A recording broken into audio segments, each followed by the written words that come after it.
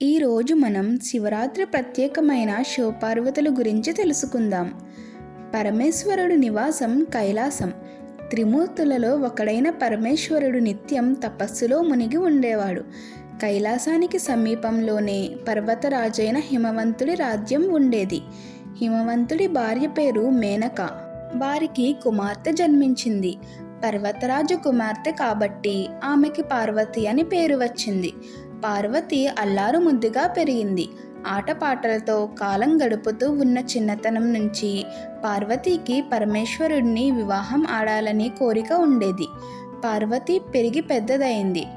ఒకరోజు నారదముని పార్వతి వివాహ యోచనలో ఉన్న హిమవంతుడి ఆస్థానానికి వచ్చాడు. పార్వతిని చూడగానే ఆమె మనసులో కోరిక తెలుసుకున్న నారదముని హిమవంతుడి వద్దకు వెళ్ళి, రాజా, పార్వతికి శివుణ్ణి తప్ప మరొక్కరిని వివాహం చేసుకోవాలని లేదు.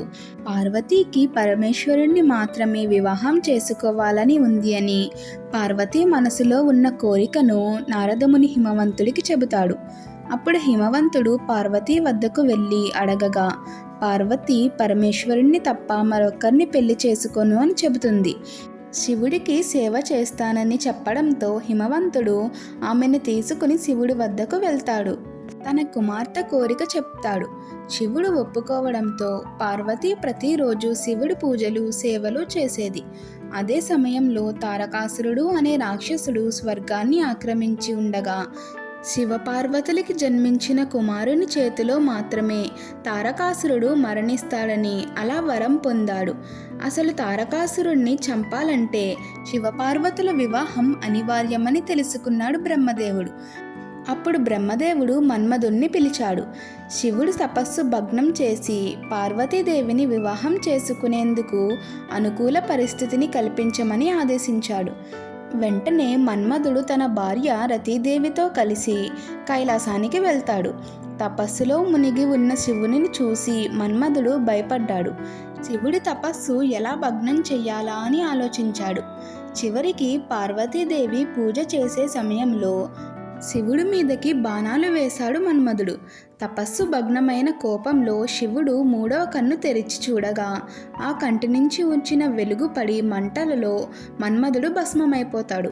తిరిగి తపస్సులో మునిగిపోయాడు శివుడు.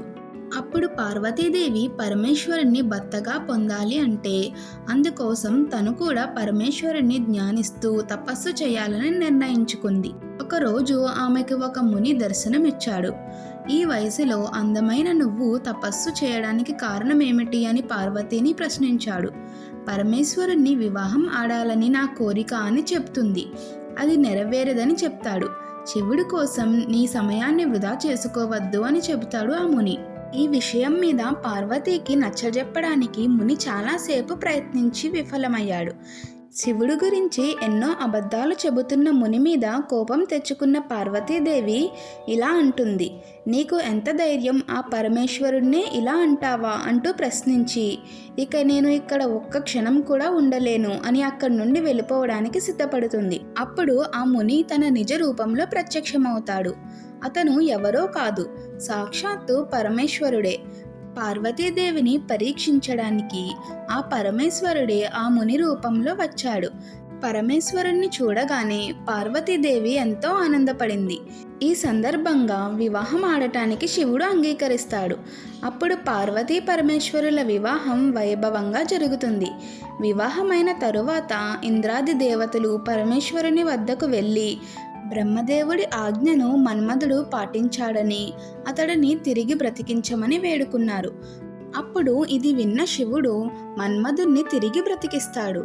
ఈ విధంగా భక్తి, నిబద్ధత, సహనం కలిగిన పార్వతీదేవి తన తపస్సు ద్వారా పరమేశ్వరుణ్ణి భర్తగా పొందింది. వారి వైభవమైన వివాహంతో లోకమంతా శాంతి, సుఖ సంతోషాలతో నిండిపోయింది. ఆ వివాహం ఫలితంగా జన్మించిన కుమారస్వామి చేత తారకాసురుడు సంహరించబడ్డాడు. ధర్మం తిరిగి స్థాపించబడింది. ఈ కథ మనకు ఒక గొప్ప సందేశం ఇస్తుంది. నిజమైన భక్తి ఎప్పటికీ వృధా కాదని, సహనంతో చేసిన తపస్సు తప్పక ఫలిస్తుందని, ధర్మమే చివరికి విజయం సాధిస్తుందని, పార్వతీ పరమేశ్వరుల దివ్య కళ్యాణం భక్తులకు ఎల్లప్పుడూ ప్రేరణగా నిలుస్తుంది. ఈ శివరాత్రి సందర్భంగా పరమేశ్వరుని కృప మనపై ఎల్లప్పుడూ ఉండాలని కోరుకుంటూ ఈ కథ చివరి వరకు విన్నందుకు ధన్యవాదాలు. ఈ వీడియో మీకు నచ్చితే లైక్ చేసి షేర్ చేసి మన ఛానల్ను సబ్స్క్రైబ్ చేసుకోండి.